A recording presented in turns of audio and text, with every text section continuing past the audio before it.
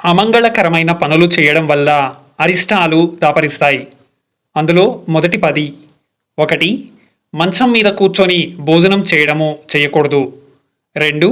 మిట్ట మధ్యాహ్నం వేళ స్నానం చేయడం మంచిది కాదు. 3. భోజనం వడ్డించిన తర్వాత ఆలస్యంగా భోజనానికి రావడం. 4. స్నానం చేసి విడిచిన బట్టల్ని మళ్ళీ కట్టుకోవడం. 5. బొట్టు లేకుండా ఉండడం లేదా బొట్టు పెట్టుకోకపోవడం. 6. అదే పనిగా కాళ్ళు ఊపడం. 7. కాళ్ళు దాటుకుంటూ నడవడం. 8. నాలుకతో తడిచేసి బొట్టు పెట్టుకోవడం.